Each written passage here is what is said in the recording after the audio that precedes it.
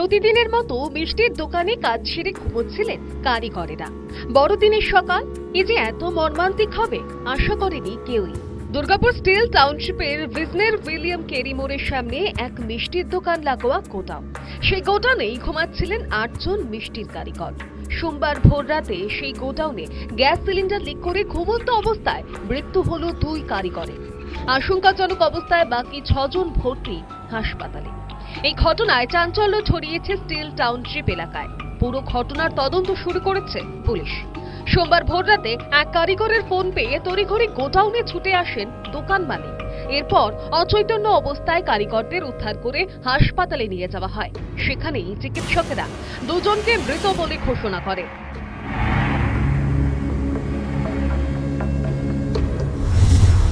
আমাকে ফোন করে সকালবেলায়, তো তখন আমরা যখন যাই তখন আমাদের প্রায় 15 মিনিট পরে আমরা যেয়ে দেখি যে দরজা অনেকক্ষণ ধরে আমরা বাড়ি থেকে আমরা নক করি, কিন্তু কেউ কোনো সারা শব্দ কিছু দেয়নি।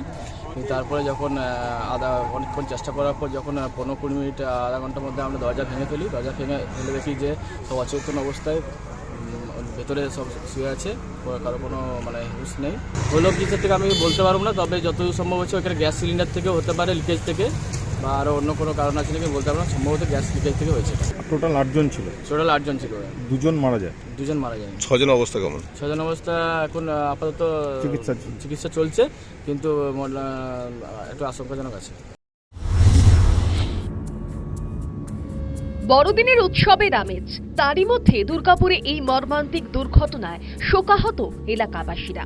পুলিশের অনুমান, গ্যাস লিক করে দম বন্ধ অবস্থায় মৃত্যু হয়েছে কারিগরের।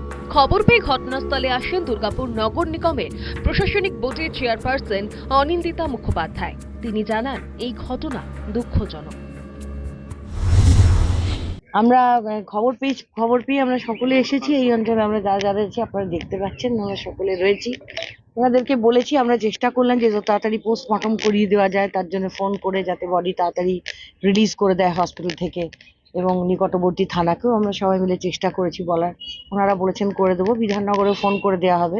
6 জনের অবস্থা ভালো, ঠিকঠাক আছে আর কি। তবে 2 জনেরটাই একটু মর্মান্তিক। আমরা পাশে আছি, কোনো অসুবিধা হলে এই অঞ্চলের মানুষজন সমেত আমাদের তৃণমূল পরিবারের প্রত্যেকটি লোকজন আমরা সাথেই আছি, কোনো অসুবিধা নেই। দুর্ঘটনা না কারোর উদ্দেশ্য প্রণোদিত এই ঘটনা, তা খতিয়ে দেখছে পুলিশ। দুর্গাপুর থেকে ক্যামেরায় কৌশিক বড়ুয়ার সঙ্গে বিশ্বজিৎ ঘোষের রিপোর্ট, নিউজ টাইম।